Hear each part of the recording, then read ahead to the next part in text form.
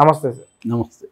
So ఇప్పటికే వైఎస్ఆర్సీపీ పార్టీలో చాలా మంది ఎమ్మెల్యేలు రాజీనామా చేశారు. కొంతమంది అయితే బయటకు వచ్చి తిరుగుబాటు కూడా చేస్తున్నారు. అందులో భాగంగా మైలవరం ఎమ్మెల్యే వసంత్ ప్రసాద్ రీసెంట్గా అతను కూడా ఒక టర్న్ తీసుకున్నారని చెప్పాలి. అతను కూడా జగన్ ప్రభుత్వం పైన విమర్శలు అయితే చేశారు. సో దాని గురించి మెల్లమెల్లగా వైసీపీలో అసంతృప్తులు పెరుగుతున్నారు. ఓపెన్గా వచ్చి గట్టిగా జగన్ని విమర్శిస్తున్నారు.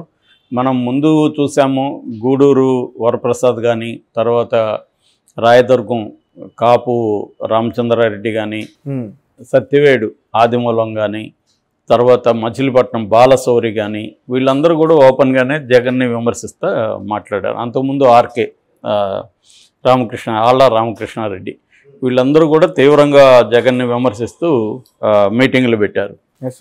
అట్లాగే రక్షణ నిధి, తర్వాత చిట్టిబాబు గన్నవరం ఎమ్మెల్యే వీళ్ళు కూడా బయటకు వచ్చారు. బట్ చిట్టిబాబు మళ్ళీ జగన్ మాటే వింటాను, జగన్ నేను కార్యకర్తగా ఉన్న అతన్ని తీసుకొచ్చి ఎమ్మెల్యే చేశాడు, సో జగన్కి నేను కట్టుబడి ఉంటాను, నాకు సీట్ లేకపోయినా పర్వాలేదని చిట్టిబాబు కానీ సుధాకర్ కానీ వీళ్ళు మళ్ళీ సర్దుకున్నారు. అంటే జగన్ వాళ్ళతో పిలిచి మాట్లాడడం వల్లగా. అయితే ఇంకా తీవ్రమైన అసంతృప్తులు వాదులు ఇంకా బలంగానే ఉన్నారు. చాలామంది తెలుగుదేశంలోనూ జనసేనలోనూ చేరుతున్నారు, కొంతమంది కాంగ్రెస్లో చేరుతున్నారు. ఈ కాంటెక్స్ట్లో ఇప్పుడు ఈ కృష్ణప్రసాద్ చాలా తీవ్రంగానే విరుచుకుపడ్డాడు. నిన్న ఎన్టీఆర్ డిస్టిక్లో ఆయన పాతవరం అనే ఈ చోట సభ పెట్టాడు. కార్యకర్తలతో పెట్టి, అంటే కార్యకర్తలతో మాట్లాడి తన నిర్ణయాలు తీసుకోవాలనేది ఆయన ఉద్దేశం. ఎందుకంటే ఆయన ఏం చెప్తున్నాడంటే, నాకు అన్ని పార్టీల నుంచి ఆహ్వానాలు ఉన్నాయి, తెలుగుదేశం పిలుస్తుంది, జనసేన పిలుస్తుంది, బీజేపీ కాంగ్రెస్ కూడా నాకు ఆహ్వానాలు పంపాయి నన్ను రమ్మని అని అంటున్నాడు. ఆయన మైలవరం నుంచి పోటీ చేశారు. ఆయనకి ఇప్పుడు వసంత కృష్ణప్రసాద్ ఆయన పేరు వెంకట కృష్ణప్రసాద్. సో ఆయనకి జోగి రమేష్తో గొడవలు ఉన్నాయని చెప్తున్నారు. సో జోగి రమేష్కి ఆయనకి ఇబ్బందులు ఉన్నాయి, దానివల్ల ఆయన సీటు పోయిందని. ఆ స్థానంలో బీసీ తిరుపతి యాదవ్ ఆయనకి ఇచ్చారు. తిరుపతి యాదవ్ని నేనే తీసుకొచ్చాను, వాడు ఒక ఆటలో అట్టిపండు లాంటోడు, వాడికి మీరు ఇచ్చారనేది కూడా ఈయన కామెంట్స్ చేశాడు కృష్ణప్రసాద్. దానికి తిరుపతి యాదవ్ కూడా గట్టిగానే సమాధానం ఇచ్చాడు. నేను మీ అంతటిగానే ఉండొచ్చు, కానీ నాకు ఎమ్మెల్యేకి ఇచ్చినప్పుడు ఒక బీసీకి ఇచ్చారని సంతోషించకుండా మీరు బీసీని ఇలాగా దుర్భాషలాడుతున్నారు, రేపు నేను గెలిచి చూపిస్తాను, నేను ఆటల్లో అట్టిపండ కాదని అతను కూడా మాట్లాడుతున్నాడు. ఏదేమైనా ఇవన్నీ జగన్కి తెలీదా? జగన్ ఇలా ఒక డిసిషన్ తీసుకున్నప్పుడు జగన్కి వ్యతిరేకత వస్తుందని జగన్కి తెలియదు అన్నప్పుడు తెలిసే ఉంటుంది ఖచ్చితంగా. ఎందుకంటే అతను దాదాపు 60-70 మందిని రీషఫుల్ చేసేస్తున్నాడు. ఇది ఒక రకంగా అందరికి కూడా షాక్ గురి చేస్తుంది, వైసీపీలో వాళ్ళకి, ప్రతిపక్షాలకు కూడా. అసలు ఏం చేస్తున్నాడు ఈ జగన్, ఇతని కాన్ఫిడెన్స్ ఏంటి, ఇంతమందిని తీసేసి ఎట్లా ఇతను తట్టుకోగలడు అనేది. నిజానికి ఇది బీజేపీ టెక్నిక్. బీజేపీ అనేక రాష్ట్రాల్లో ఇలాగే రీషఫుల్ చేసింది. మొన్న కూడా 3 రాష్ట్రాల ముఖ్యమంత్రులు మార్చేసింది బీజేపీ. ఇటువంటి ప్రయోగాలు ఎప్పటి నుంచో చేస్తుంది నార్త్లో. అదే ప్రయోగం జగన్ చేస్తున్నాడు ఇక్కడ. జగన్ కూడా ఏంటంటే గెలుపు అనేది ఇంపార్టెంట్ ఒకటి, దానికి సంబంధించి గతంలో ఎప్పటి నుంచో వస్తున్న కొన్ని వర్గాలకు భయపడి, కొన్ని కులాలకు భయపడి, ఆ కులం వాళ్ళని, ఆ కుటుంబాల వాళ్ళని కంటిన్యూ చేస్తూ రావడం అనేది రాజకీయాల్లో జరుగుతుంది.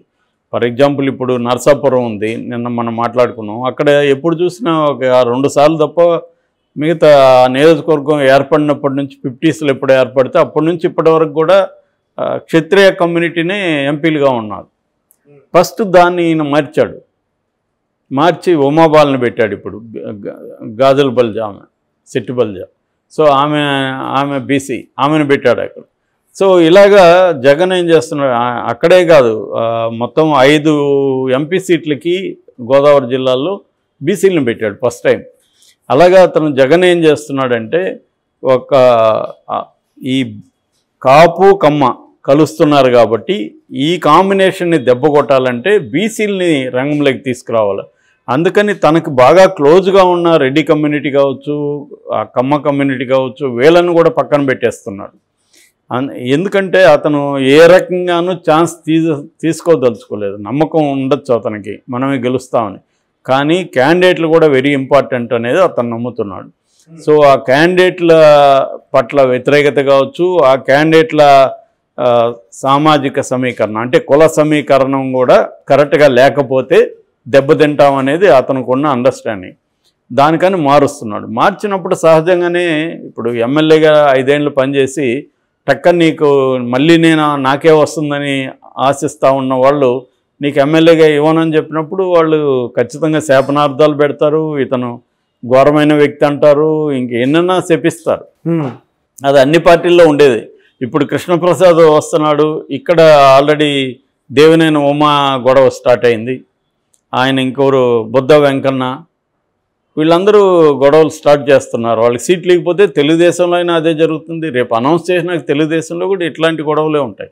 చంద్రబాబును బూతులు తిడతా కేసీనేని రాలేదా బయటికి, అలాగే జగన్ని తిడతా ఇప్పుడు కృష్ణప్రసాద్ వచ్చాడు, అతను జగన్ అమరావతికి ద్రోహం చేశాడని మాట్లాడుతున్నాడు. మరి నువ్వు ఇన్ని రోజులు నువ్వు ఎమ్మెల్యేగా ఎందుకు ఉన్నావు, అప్పుడు ఎందుకు మాట్లాడలేదు అంటే ఎవరైనా చేసేది అదే, మానవ సహజం ఇది. బయటకు వచ్చేసినప్పుడు అన్ని తప్పులు కనబడతాయి, అన్ని తప్పులు చెప్తారు.